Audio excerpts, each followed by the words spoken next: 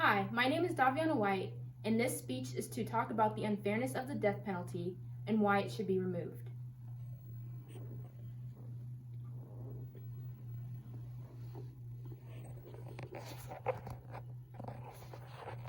Imagine being punished for something you didn't do. Let's say your mother discovers someone in the house left a gigantic mess in the kitchen, and somehow the blame falls on you, even though you weren't the culprit. However, no matter how many times you swear up and down that you're innocent, you still find yourself down on all fours scrubbing away at the mess. How would that make you feel? Angry, confused, unheard, right? Well, those are the exact same emotions felt by the many innocent people in the US who have been subject to false accusations and therefore sentenced to death. That's why I'm here to talk to you about how the death penalty is unfair and how a stand can be taken to abolish this completely. There are many reasons one could argue that the death penalty is wrong. For example, someone may say that the methods of execution are cruel and unusual punishment, which violates the Constitution, or that it doesn't actually prevent murder cases from rising. However, the main reason that this punishment should be abolished is the fact that innocent people have been sentenced to death.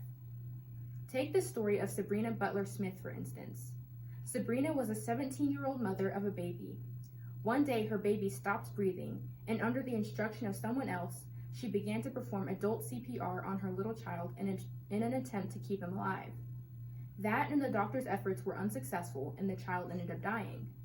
But in that moment, when Sabrina was facing the idea that her child was gone, she was arrested and accused of intentionally killing her baby boy. And due to an instance of racism where the police unfairly interrogated her and a district attorney violated court procedures, a young Sabrina found herself in prison for a crime she didn't commit. And Sabrina says, and I quote, "I did 6.5 years, 2 years and 9 months on death row." End quote. Thankfully, in a retrial, her innocence was proven and she was exonerated, and now spends her life dedicated to the work of sharing her story and advocating against this type of punishment. Her exoneration is one of the 190 that have taken place in the US, and of that group, the Innocence Project claims, and I quote, that a 2014 study estimates that at least 4% of those sentenced to death are innocent. End quote. And while that may not seem like a lot, one loss of an innocent life is too many. And how many of those killed already were actually innocent? That's where the need comes in. There needs to be a change in this legislation to save the lives of possibly many innocent human beings. One of the ways that this policy can be changed is by bringing to the lawmakers' attention the importance of eliminating this policy. It seems already that some change has been made, and some lawmakers have taken action on this issue because according to procon.org, and I quote, 23 states have abolished the death penalty, end quote. And while that is progress, that still leaves 27 other states with a death penalty of some form. The sad thing is, this isn't something that's talked about a lot in the media. Usually on news channels, two of the main topics are abortion and immigration, amongst other topics. And while these are important to discuss, where does abolishing the death penalty, a topic that can lead to the saving of multiple people's lives, come in? By striking up this conversation and bringing awareness to this issue, legislators will begin to see how wrong it is and work to change policy.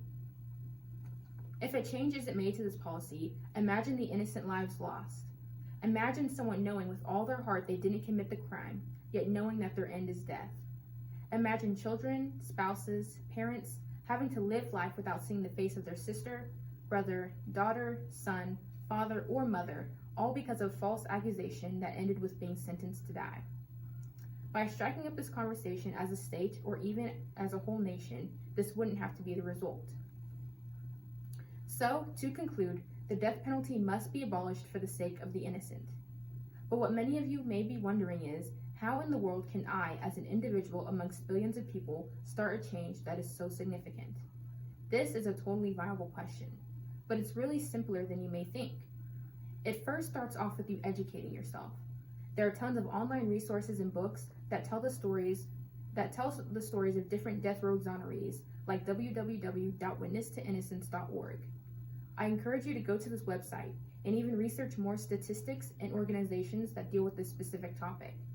The more educated you are, the more you can take an informed stand. And then I encourage you to spread the word. You can do this through a simple conversation, a letter to your state government, or even a single social media post. While it may not seem like you're reaching the masses, one person can make a whole impact. It doesn't take much to change the world. Thank you.